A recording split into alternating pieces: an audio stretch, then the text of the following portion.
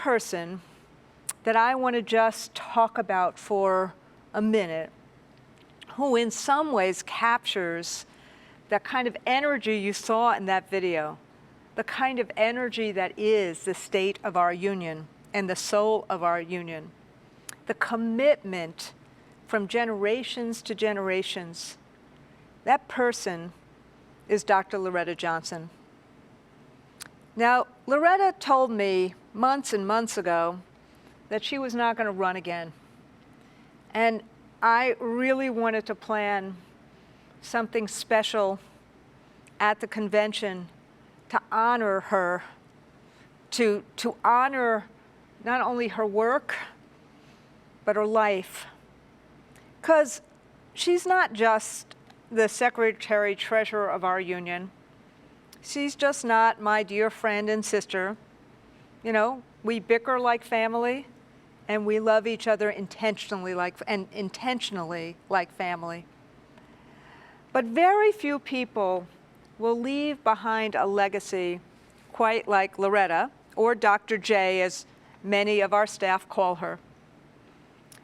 While there can be no doubt that she's earned this retirement over and over and over again, Loretta's departure leaves a hole in my heart and in the heart of our movement. She's a powerhouse in every sense of the word. Her decency, her keen eye for bargaining, for finding the solution, her familial spirit. She has helped build not only the Baltimore Teachers Union into what it is today, not only the Maryland Federation of Teachers into what it is today, but our whole union into what it is today. Loretta never forgets where she came from, but she's always looking to strive for what needs to be, what that promise of public education needs to be, and transcend it into the action that it needs to be, the decency that it needs to be for children and for the people who work in public education, whether it be a teacher or a bus driver. She remembers what it's like to earn $2.25 an hour without benefits as a teacher's aide.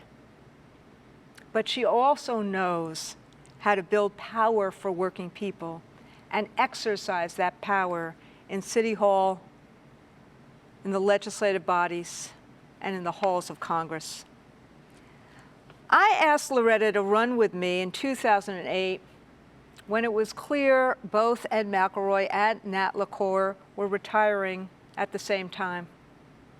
I sought Loretta out. I wasn't taking no for an answer. I wanted a running mate who understood the union from ground up, who had lived experiences that were different than my own, but one where we could connect together seamlessly, who understood how to organize a local, how to go out on strike, how to negotiate tough contracts, who could give voice to educational paraprofessionals who sometimes feel so invisible all throughout the country. Activism is in Loretta's blood. She understands the importance of connecting directly with our members, the importance of making sure that all of our members see the power they have through their union and through their right as citizens to vote. But she also understands what has happened in light of racial inequity and intolerance, and how to make that better over and over again. You can imagine a lesbian as president and an iconic black woman as secretary-treasurer. She remains a giant, an icon in the labor movement, and my friend. We will miss her terribly, Not that she's not going to be out of our lives, because we got a lot of work that we plan for her to do. But for these and so many other reasons, there's no one better who stands for what Bayard Rustin stood for. The understanding that through unions and a justice movement, we can make a better life for people. That's the Bayard Rustin Human Rights Award. That's what Bayard did, most notably as he organized the 1963 March on Washington for Jobs and Justice. This award is given at every one of our national conventions in collaboration with the AFT's Human Rights and Community Relations Department. The award honors activists who have distinguished themselves as exemplars of selfless commitment to fighting for human rights, for dignity, and for justice. Over the years, the Bayard Rustin Award has been awarded to notable human rights activists such as Zeto Wah, the celebrated activist, legislator, and leader of the Hong Kong Professional Teachers Union, and to the late U.S. Representative and civil rights icon, John Lewis.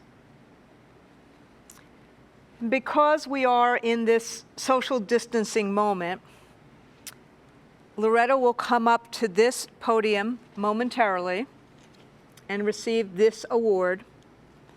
But we want to show you a video first so we can do this seamless transition.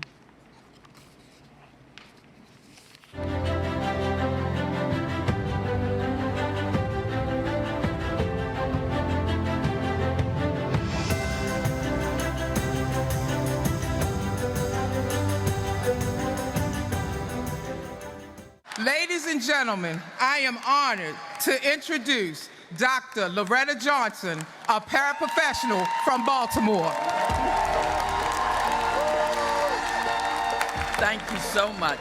For 54 years, as an active member and leader of the American Federation of Teachers, Loretta Johnson has worked tirelessly to promote workers' rights, civil rights. When AFT shows up, it's justice. And that's what we're fighting for. Human rights, Great speech, great speech. and economic rights. Loretta has expanded collective bargaining rights for thousands of AFT members. Loretta has been a champion for paraprofessionals and strengthened the AFT's voice and power around the country and the world.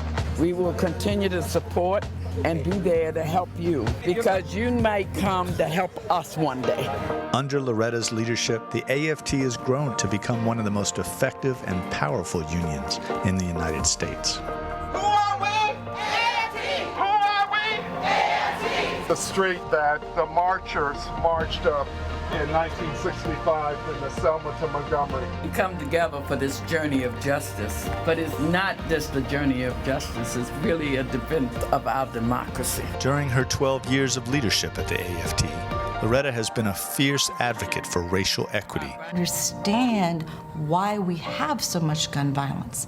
The community issues, trying to have those voices heard. In 2014, Loretta chaired the AFT Racial Equity Task Force, leading the AFT to become the first public sector union in modern history to issue a substantive report with concrete recommendations to achieve racial equity. We have a window of opportunity to change the narrative in this country. During her 30-year tenure as an AFT vice president, Loretta continued her indefatigable leadership by serving simultaneously as president of the Baltimore Teachers Union's paraprofessional chapter for 35 years and as president of AFT Maryland for 17 years.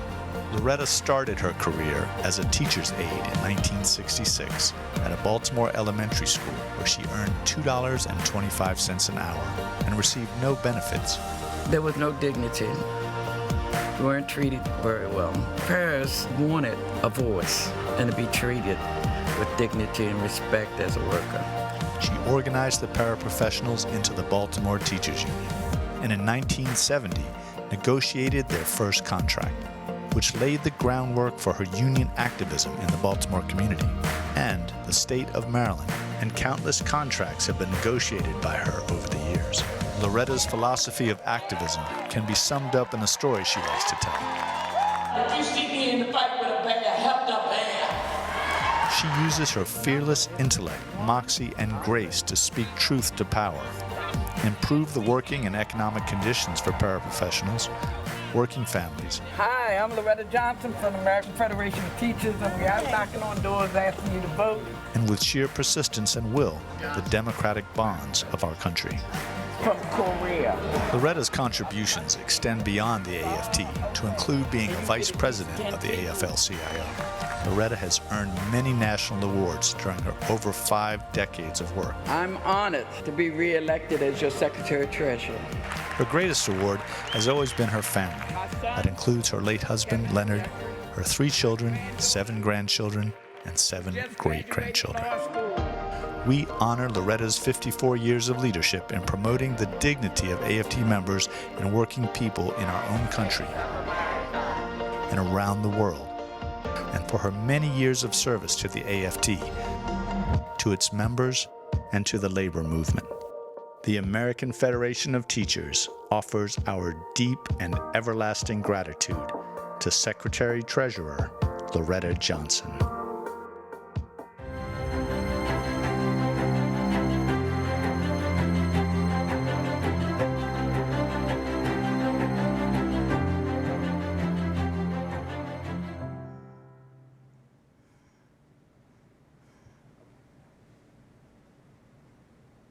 Okay. Thank you, Randi. Thank you for that introduction, for this award, and for your bold leadership. It has been a privilege and an honor to serve alongside you as an officer of this great union. And over the past decade, our vision and the labor movement have weathered many storms and anti-workers attacks. And we have come through that stronger and more united. Randi, with your leadership, we have built AFT into a powerful voice for paraprofessionals and school-related employees, for the teachers, for higher education faculties and staff, and for healthcare professionals, and for the public service workers. I am proud and grateful for the opportunity to be part of this remarkable leadership team. But most of all, Randi, thank you for your friendship. You have been a colleague, a partner, a sounding board, and a confidant. And before I go any further,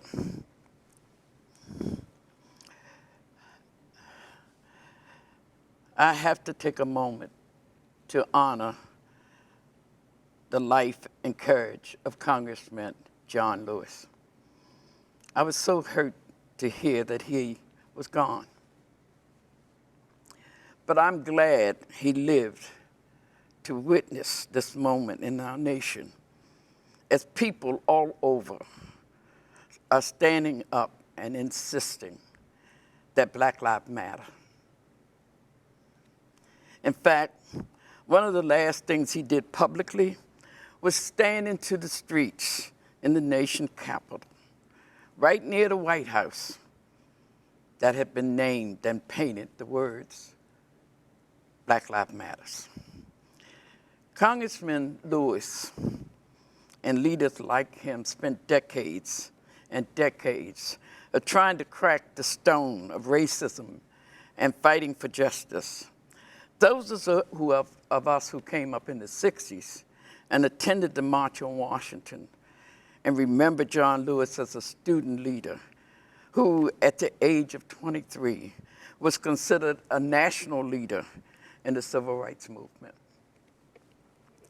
He was the youngest speaker that day in August on the March on Washington. I first met John Lewis back in those days when I was a young lady. And I can't tell you that John Lewis has been a stalwart ally. And he went on to become a legislator who we've known among his peers as a conscience of the House of the Representatives. Whether marching in Alabama or legislating in the halls of Congress, John Lewis faithfully fought to make what he always called the beloved community in America to reality. To Congressman Lewis, the beloved community would be a society based on justice, where every human being is valued and is worthy of dignity. I'm saddened that he can't be around to see Joe Biden elected president this November, and that he didn't get to see the conclusion of the fight to destroy racism so that we can all be part of his beloved community. However, John Lewis can rest knowing that he fought the good fight. And we have to carry exactly what he told us, both in what he said and what he did. Congressman Lewis practiced what he preached. He always says, when you see something that is not right, not fair, not just, you have to speak up. And you have to say something. You have to do something. He told us, get in the way and to make good trouble. And the best way for all of us to honor the life of Congressman John Lewis is to keep fighting for what is right. And this November, we can honor him by voting and mobilizing everyone we know to vote for Joe Biden. Anyone who knows me can tell you I'm not normally one to cry, but I'm going to try to get through this without crying. The speech that Randi gave have lifted me, and I'm so overwhelmed right now with happiness and gratitude for all of the years that I've been blessed to serve as a labor leader, a trade unionist, fighting together with so many wonderful sisters and brothers in this movement for the rights of working people, to give a voice for the voiceless, and to build power for powerless. I have met and worked with some of the most dedicated people, capable, decent, compassionate men and women, including the late Bayard Rustin. Bayard, along with A. Philip Randolph, two of the great American leaders in the American labor and civil rights, organized the landmark 1963 March on Washington for Jobs and Freedoms, where Dr. King stood on the steps of Lincoln Memorial and talked about his dream for a better America. Because of the march, we got the Civil Rights Acts of 1964 and the Voting Rights Acts of 1965. The idea for a march to bring thousands of people to the nation capital to end racial discrimination goes all the way back to the early 1940s. And its vision and the work of Bayard and Mr. Randolph. They were giants in the fight for racial economic justice, and I had the honor of knowing them both. And most importantly, I had the opportunity to learn from them. And whenever I had the chance to be in their presence and listen to the stories about their journey for justice, I had the sense of sitting at the feet of the elders. Mr. Randolph spoke about his fight for union recognitions and the rights for black workers during the 1920s when he organized and led the Brotherhood of Sleeping Car Porters. In those days, the labor movement still mostly segregated and often excluded black workers.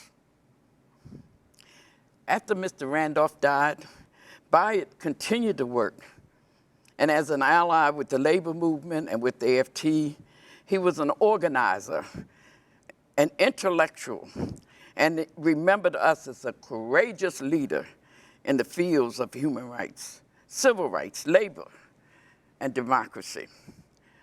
Throughout his life, he defended democracy and opposed authoritarianism. Whenever it exits from South Africa to Poland, and because of his lifelong dedication, the AFT presented Bayard Rustin with our Human Rights Award. This year, I am so humble to receive the Bayard Rustin Human Rights Award, which bears the name of the man I admire so greatly. So Randi and our Executive Vice President, Evelyn DeHouza, and to all of the AFT Vice Presidents, and to the members of the Human and Civil Rights Committee, thank you for honoring me with this award.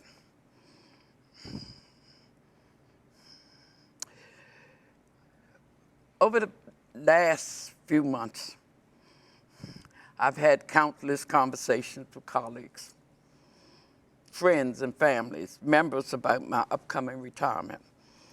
And the question that just about everybody asks is, how do you feel about retiring after so many years? 54 years, that is a lifetime.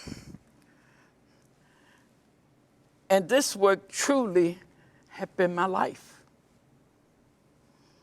The answer is, I feel good. Knowing that I've spent the last 54 years fighting the good fight, working to make life better for children and families. That is what the union work is all about. And the things about union work is that it never leaves you. Even when you retire, you never really leave the work.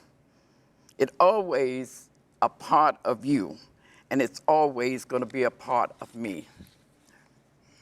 When I started out back in 1966, working as a teacher aide in Baltimore City, I was a young wife, married to the love of my life, Loretta Johnson, who I met when I was 12 and married him when I was 18, and a mother to my 3 boys. I was making $2.25 an hour with no benefits. Even back then, that really wasn't much. Civil rights activist Angela Davis says, and I quote, "I am no longer accepting the things I cannot change. I am changing the things I cannot accept." And that's exactly what I set out to do. I believe that the work of paraprofessionals needed to be uplifted and valued. I believe that we must be recognized as important members of the education team who deserve to be paid fairly and treated with dignity and respect. So I started getting folks together and organizing. And 2 years later, in 1968, the Baltimore Teachers Union became the first local in the AFT to represent paraprofessionals. We negotiated our first contract in 1970. And I had the privilege of serving as president of BTU for 35 years, including 17 years as the president of both BTU and AFT Maryland. Over the next 3 decades, we continue to work of building the union and extending union rights to more school employees. We work to strengthen the voices of paraprofessional school support personnel, parents and community members in school-based decision-making. And we built real political activism and power so we could influence the policies and affect our lives at work and beyond. That's what union work is about. And one of our accomplishments over the last 54 years that give me a great sense of fulfillment is how the role of the PSRP has grown and it evolved in our union. After my remarks, I'll cue in a video of our AFT heroes this year. Her name is Yolanda Fisher from Texas. And you can see for yourself what kind of work the PSRP do every day and what important role they play in the community that they serve. But there was a time when some folks didn't think paraprofessionals and school support personnel could be leaders.